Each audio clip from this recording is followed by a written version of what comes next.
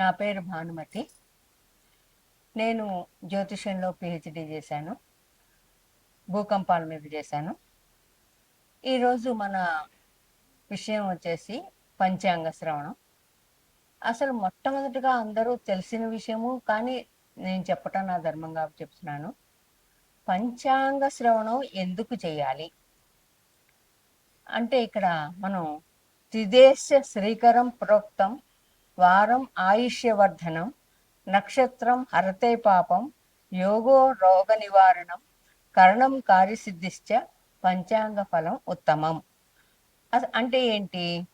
తిథి ఐశ్వర్యాన్ని ఇస్తుంది, వారం వారం తెలుసుకోవటం వల్ల ఆయుష్ని పెంచుతుంది, నక్షత్రం వల్ల తెలుసో తెలియకో చేసినటువంటి పాపాలను హారిస్తుంది, యోగం రోగాలను నయం చేసి ఆరోగ్యాన్ని ప్రసాదిస్తుంది, కరణం కార్యసిద్ధిని చేస్తుంది, మనం చేపట్టిన పనుల్లో విజయాన్ని చేకూరుస్తుంది అని అర్థం. అందుకనే మనం పంచాంగ శ్రవణం చేయాలి అని పెద్దలు చెప్పారు. అయితే ఇప్పుడు మనం విశ్వావసు నామ సంవత్సరం అయిపోయి పరాభవ నామ సంవత్సరంలోకి అడుగు పెడుతున్నాం. పరాభవం అనగానే అందరికీ ఒక రకమైన గగుర్పాటు, భయం అనేక రకాలుగా కనపడతాయి. మన తెలుగు సంవత్సరాల క్యాలెండర్ ప్రకారం ప్రభవ నుంచి అక్షయ సంవత్సరం వరకు 60 సంవత్సరాలు ఉన్నాయి. కాలచక్రంలో ఈ పరాభవ నామ సంవత్సరం అనేది 40వ సంవత్సరంగా గుర్తింపు పొందింది. అయితే నేను ఇందాకే చెప్పినట్టు ఈ పేరు వినగానే అందరిలో భయం కలుగుతుందని చెప్పాను.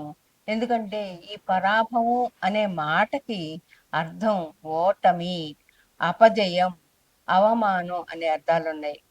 అయితే ఇక్కడ మనం ఏం అర్థం చేసుకోవాలి? ఈ సంవత్సరం అంతా కూడా పాలకులకు ప్రజలు ఒకరినొకరు అవమానించుకోవడం జరుగుతుంది. పాలకుల్లో ఆధిపత్య ధోరణి పెరుగుతుంది. దాని మూలంగా ఓటములు ఎదుర్కొంటారు. ధన నష్టం, నైతిక పతనాలు మొదలగునవి ఈ సంవత్సరంలో చోటు చేసుకుంటాయి. అయితే ఈ 60 సంవత్సరాల పేర్లలో కొన్ని పేర్లు అర్థాలు ప్రతికూలను మాత్రమే సూచిస్తాయి అని అనుకోవటం చాలా పొరపాటు. అయితే ఉదాహరణకి మనం ఇక్కడ ఏం చెప్పుకోవచ్చు? మన ఉగాది పచ్చడిలో షడ్రుచులు ఉంటాయి: ఉప్పు, కారం, తీపి, వగరు, చేదు, ఇవన్నీ కూడా. అదే విధంగా ప్రకృతిలో కూడా ఉంటాయి, సమాజంలో కూడా అనుకూలతలు ఉంటాయి. ఇవి మన జీవితంలో కూడా దాదాపు ఈ 60 సంవత్సరాలు ఎలా ఉన్నాయో 60 సంవత్సరాల కాల మార్పులతో పాటు మన జీవితం కూడా పురోగమిస్తూ ఉంటుంది. అయితే ఇక్కడ మనం చెప్పుకోవాల్సింది ఏంటంటే, ప్రస్తుతం పరాభవ సంవత్సరం ముఖ్య ఉద్దేశం ఏంటి? సమాజాన్ని ముందుగా హెచ్చరిస్తోంది ఇది అని చెప్పుకోవచ్చు. అంటే జాగ్రత్తగా ఉండండి, మీరు ఇది అనుకూలతలు ప్రతికూలతలు ఉన్నప్పుడు మనం ఆచితూచి నడుచుకోవటం ముఖ్య ఉద్దేశం అని చెప్తోంది ఇక్కడ. దీంట్లో ఈ సంవత్సరాన్ని పరిమాణం, మార్పు, కొత్త ప్రారంభాలకు సూచనగా మనం ఈ సంవత్సరాన్ని పరిగణించుకోవచ్చు. ఇంతకీ మనం హెచ్చరిక అన్నాను ఇందాక. ఈ సంవత్సరం మనకి ఇచ్చే హెచ్చరిక ఏంటి? అహంకారం ఉన్న వాళ్ళకి ఓటమి తప్పదుగాక తప్పదు.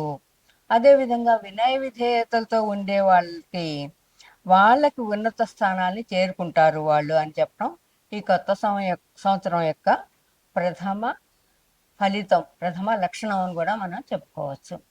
తదుపరి మీనరాశి. మీనరాశిలో ఏ నక్షత్రాలు ఉన్నాయి అంటే, పూర్వభాద్ర 4 పాదాలు, తర్వాత ఉత్తరాభాద్ర 1, 2, 3, 4 పాదాలు, రేవతి 1, 2, 3, 4 పాదాలు, మొత్తం 9 పాదాలు ఈ మీనరాశిలో ఉన్నాయి. వీళ్ళకి ఆదాయం 14, వ్యయం 11, రాజపూజ్యం 7, అవమానం 2. వీళ్ళకి గ్రహ సంచారం ఎలా ఉంది అంటే, రవి 13/4/26 దాకా కూడా జన్మరాశిలో ఉంటాడు. 16/6/2026 నుండి 16/7/2026 దాకా అర్ధాష్టమం, 13/10/26 నుండి 16/11 దాకా అష్టమంలో, 13/2/27 నుంచి చివరి దాకా కూడా ద్వాదశంలో, ఆ తర్వాత జన్మంలో ఉంటాడు. కుజుడు 10/5/2026 దాకా కూడా ద్వాదశంలో, ఆ తర్వాత జన్మంలో ఉంటాడు. 2/8/26 నుండి 17/9/26 అర్ధాష్టమంలో ఉంటాడు. శని సంవత్సరం అంతా కూడా వీళ్ళకి ఏలినాటి శని అని చెప్పచ్చు. తర్వాత రాహువు 3-12-26 నుండి 12 దాకా ద్వాదశంలో ఉంటాడు. గురువు 25-5-26 దాకా 26 దాకా అర్ధాష్టమంలో ఉంటాడు. కేతు సంవత్సరం అంతా శుభంగానే ఉంటాడు, శుభుడే అని చెప్పచ్చు. ఈ రాశి వాళ్ళకి ఫలితాలు వస్తే, ఈ రాశి వాళ్ళకి జన్మంలో శని ఉన్నాడు. జన్మంలో శని ఉండటం మూలాన డబ్బులు వచ్చినట్లే వస్తాయి, కానీ వచ్చినట్టు మాయమైపోతూ ఉంటాయి, ఖర్చు అయిపోతూ ఉంటాయి అన్నమాట. ఎప్పుడైతే చేతిలో ధనం లేదో వీళ్ళకి ఆటోమేటిక్గా ధైర్యం తగ్గిపోతూ ఉంటుంది. డబ్బు లేదు, ఎలా జీవితం ఎలా అన్నట్టుగా ఉంటుంది వీళ్ళకి. ఈ జీవితంలో స్త్రీ పురుషులకు ఇద్దరు కూడా జీవితం నిలబడటానికి, తర్వాత శరీర రుగ్మతలు వస్తాయి, ఔషధ సేవ తప్పనిసరిగా ఉంటుంది. ఇంకా వీళ్ళకి నరఘోష ఎక్కువగా ఉంటుంది. ఎందుకంటే డబ్బులు ఎక్కువ లేకపోయినా కానీ నరఘోష మాత్రం బాగానే ఉంటుంది. ఇతరుల సలహాల వలన ధన నష్టం. కాబట్టి ఎవరైనా సలహా ఇస్తే వీళ్ళు కూడా ఆలోచించుకొని కాస్త బాగా మరీ కావాల్సిన వాళ్ళతో వాళ్ళ జీవిత సహధర్మచారిణితో కానీ సహధర్మతో కానీ జీవిత భాగస్వామితో చర్చించుకొని చేయటం మంచిది. సలహాలు ఇస్తే తీసుకోవద్దు అన్నట్లేదు, తీసుకోండి, మంచి సలహా అయితే పాటించండి, లేకపోతే 1-4 సార్లు ఆలోచించి చేస్తే మంచిది. ద్వితీయార్థం నుండి వీళ్ళకి యోగకాలం అని చెప్పచ్చు. కుటుంబ సౌఖ్యం, ధనలాభం, కొన్ని చోట్ల అన్ని విధాల అభివృద్ధి కనపడుతుంది. వీళ్ళు కూడా తీర్థయాత్రలు చేస్తారు. ఆ తీర్థయాత్రలో ఫల ప్రాప్తి కూడా వీళ్ళు పొందుతారు. కొన్ని చోట్ల మాత్రం శత్రువులు వీళ్ళకి మిత్రులు అవుతారు. పుణ్యక్షేత్రాలు దర్శిస్తే వీళ్ళకి చాలా మంచిది. ఉద్యోగులకి యోగకాలం, అనుకున్న పనులు సాధిస్తారు అని చెప్పచ్చు. మిశ్రమంగా గుర్తించబడతారు. కొంతమందితో వీళ్ళు గుర్తించబడతారు, కొంతమంది గుర్తించకపోవచ్చు, ఏదైనా జరగచ్చు వీళ్ళకి. తర్వాత